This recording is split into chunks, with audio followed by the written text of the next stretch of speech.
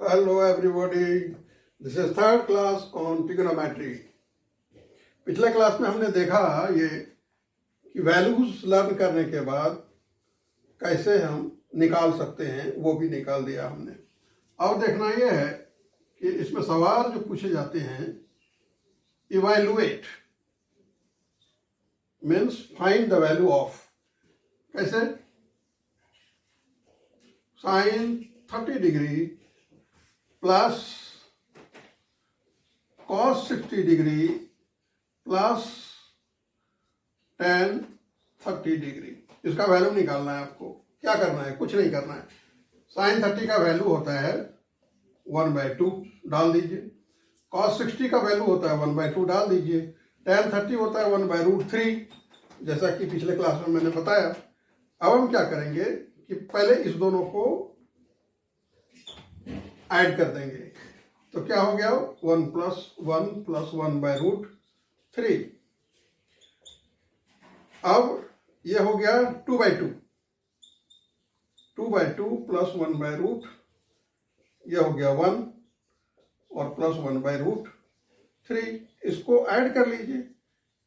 √3 हो गया एलसीएम, ऊपर में हो गया √3 + 1, दैट्स इट।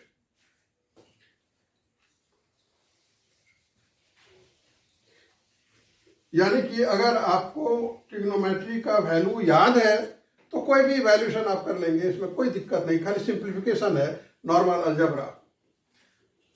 अब मैं आपको दिखा रहा हूं कि जो ऑड है, जैसे साइन 75 डिग्री का वैल्यू हमने बताया नहीं और सीधे सीधे आएगा नहीं, तो अब क्या करेंगे? इसमें एक फार्मूला होता है, क्या? Sine a + b =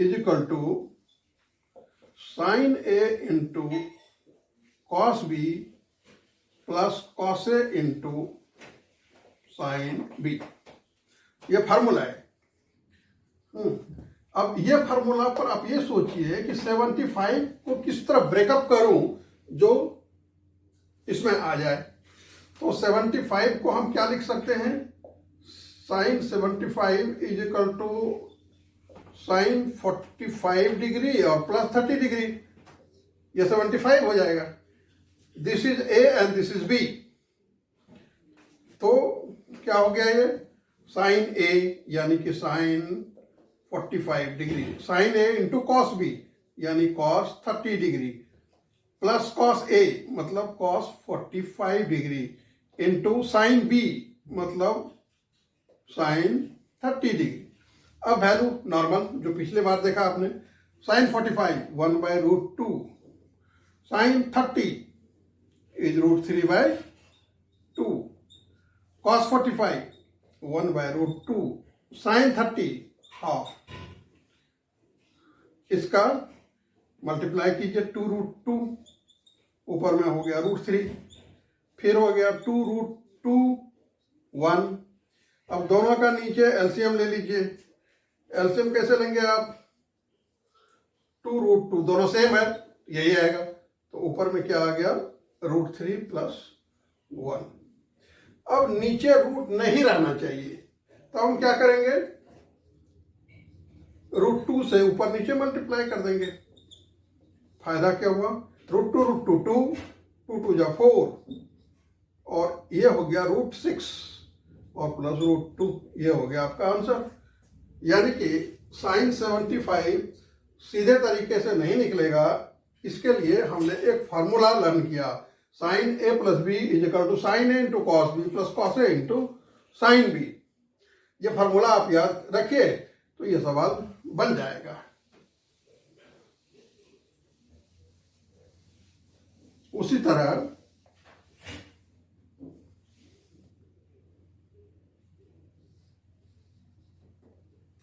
sign 15 degree, अब उसी तरह साइन 15 डिग्री आप कैसे निकालेंगे? वहां तो आपने ऐड कर लिया, तब इसको क्या लिखा जा सकता है? साइन 45 डिग्री - 30 डिग्री, क्योंकि इसका वैल्यू पता होता है, इसका पता होता है, और साइन 45 - 30 करेंगे तो 15 डिग्री हो जाएगा। अब साइन a - b का फॉर्मूला क्या होता है? Sine A minus B is equal to sine A into cos B minus cos A into sine B. अब साइन ए की जगह क्या लिखेंगे आप? Sine 45 degree and cos 30 degree, cos 45 and sine 30 degree. Sine 45 again 1/√2, sine cos 30 √3/2 और cos 45 1/√2 into sine 30 half. फिर उसी तरह 2√2 एलसीएम √3 माइनस 1/2√2 एलसीएम हो गया 2√2, ऊपर में हो गया √3 माइनस 1। फिर रूट नहीं रहना चाहिए नीचे, तो √2 से ऊपर नीचे आप मल्टीप्लाई कर दीजिए लाइक दिस,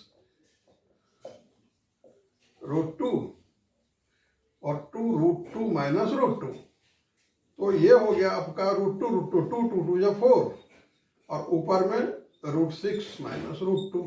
ये हो गया आपका आंसर फाइनल।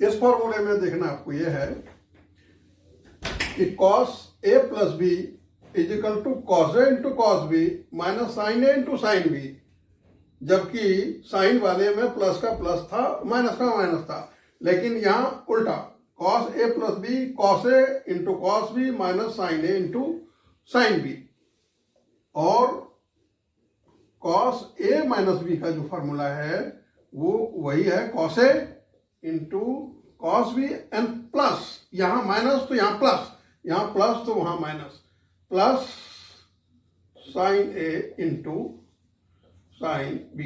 ये दो फार्मूला आप याद रखें। उसके बाद अब आपको पूछा जाएगा कि ठीक है cos 75 का वैल्यू निकालें आप, तो cos 70 स्प्लिट कर देंगे आप, यानी कि cos 45 degree and plus 30 degree, तो cos a प्लस बी जैसा हो गया, यानी कि आप लिखेंगे cos 45 degree into cos 30 degree minus sine 45 degree into sine 30। Formula पर आ गया ये सवाल।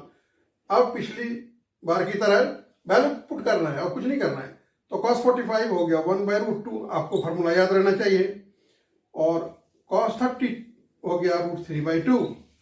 अगेन साइन 45 भी 1/√2 होता है एंड साइन 30 होता है 1/2। अब नॉर्मल अलजेब्रा है, इसका मल्टीप्लाई कर दीजिए इसको, तो क्या हो गया, ऊपर में √3/2√2 और 1/2√2। इसका अगेन एलसीएम लीजिए, क्योंकि दोनों बराबर है, तो एलसीएम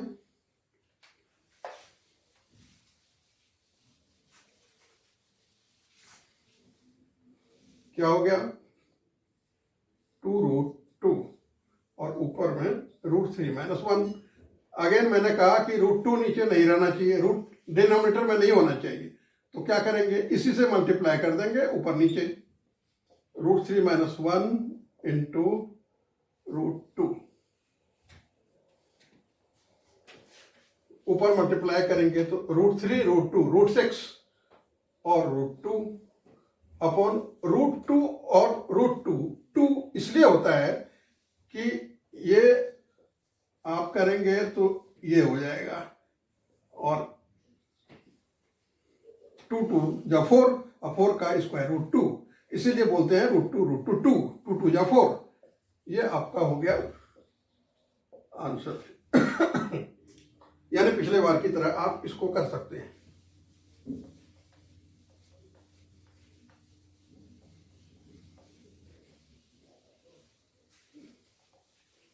अब एक फार्मूला और देखिए,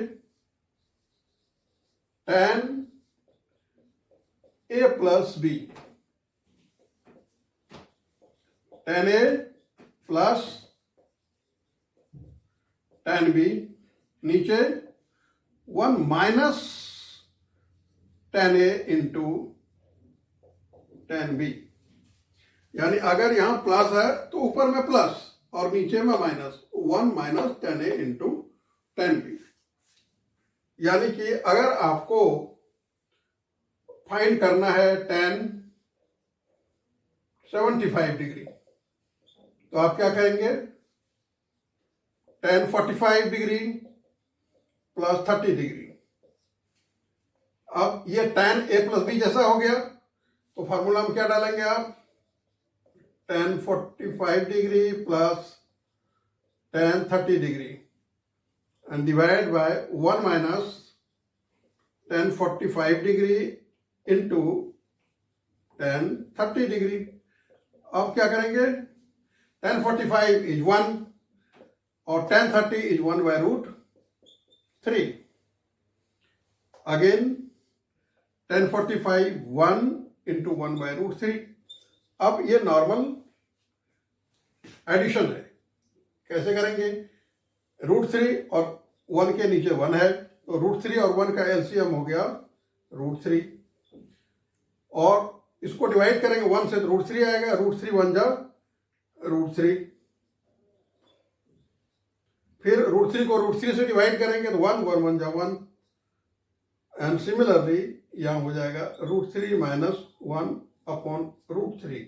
ये रूट 3 कट गया, तो क्या बचा, ये बचा। अब तरीका ये है कि इसको अपोजिट लेके रसलाइज कर दीजिए आप, यानी रूट 3 माइनस है तो प्लस से मल्टीप्लाई कर दीजिए, यानी कि root 3 plus 1 into root 3 plus 1, और नीचे हो गया रूट 3 माइनस 1 और रूट 3 प्लस 1। ये a minus B A plus B जैसा हो गया।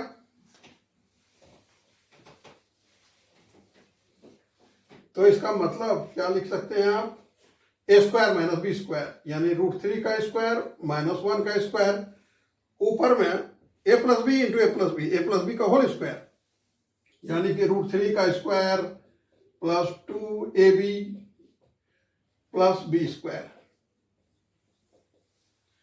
रूट 3 का स्क्वायर हो गया 3 और 1 का स्क्वायर हो गया 1, रूट 3 का स्क्वायर 3 और प्लस 2 रूट 3 और प्लस 1, यानी 3 plus 1 4 plus 2 root 3 upon 3 minus 1 2 इसमें आप कॉमन ले लीजिए, तो बचा आपका 2 प्लस रूट 3 अपॉन 2, ये कैंसिल हो गया, आंसर हो गया 2 root 3। That's it. Next second video में आगे बढ़ेंगे। Thank you.